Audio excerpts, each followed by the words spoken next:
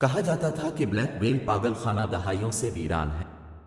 ایک وسیع و عریض بوسیدہ عمارت جو دھند میں لپٹی ہوئی تھی، کوئی بھی وہاں جانے کی جرت نہیں کرتا تھا، یہاں تک کہ سب سے بہادر بھی نہیں۔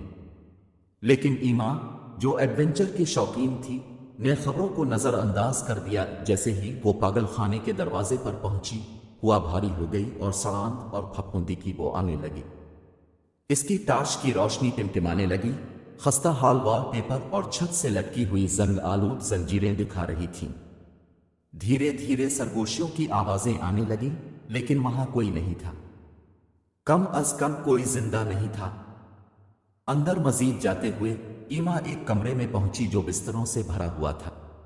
ہر بستر پر ڈھانچے پڑے تھے جنہیں چارپائیوں سے باندھ دیا گیا تھا۔ یہ منظر اسے خوف سے لرزا گیا۔ وہ باہر جانے کے لیے موڑی، لیکن دروازہ زوردار آواز کے ساتھ بند ہو گیا۔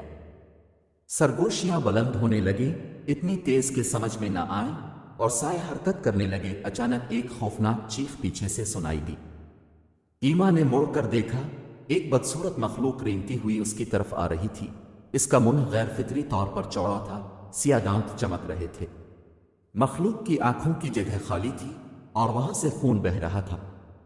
خوف میں مبتلا ہو کر وہ بھاگنے لگی، لیکن ہر کمرہ پچھلے سے زیادہ خوفناک تھا۔ ایک کمرے میں چھت سے خون ٹپک رہا تھا، ایک عورت کی لاش کے گرد جمع ہو رہا تھا، جس کا منہ چیخ کی حالت میں کھلا ہوا تھا اور اس کی جلد ہڈیوں سے اتری ہوئی تھی۔ دوسرے کمرے میں ایک آدمی کی بغیر سر کی لاش دیوار سے لگی ہوئی تھی اور اس کا سر پاس ہی ایک دھات کی سلاخ میں پرویا ہوا تھا۔ آنکھیں ابھی تک جھپک رہی تھیں۔ ایما کا دل تیزی سے دھڑکنے لگا جب اس کی ٹانگوں کے گرد کچھ چپچپا چیز سرکنے لگی۔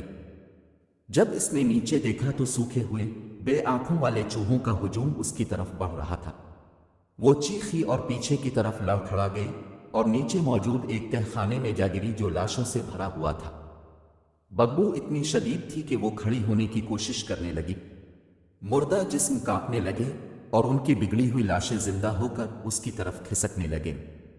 درد بھری چیخوں کی آوازوں کے درمیان لاشوں نے خود کو ایما کے پاس گھسیٹنا شروع کر دیا اور ان کی ہڈیوں والے ہاتھ اس کی ٹانگوں کو پکڑنے لگے۔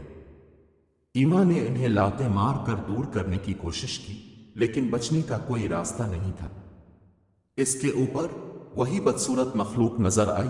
اس کا منہ اور بھی چوڑا ہوتا جا رہا تھا، جیسے وہ اس کی طرف نیچے آ رہی ہو۔ اس کی ٹارچ ایک آخری بار ٹمٹما اور پھر بالکل بند ہو گئی، اسے مکمل اندھیرے میں چھوڑتے ہوئے۔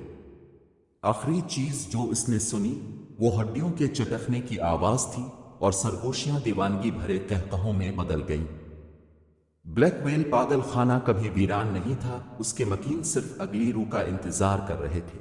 تو ہمارے چینل کو وزٹ کریں، لائک اور سبسکرائب کریں۔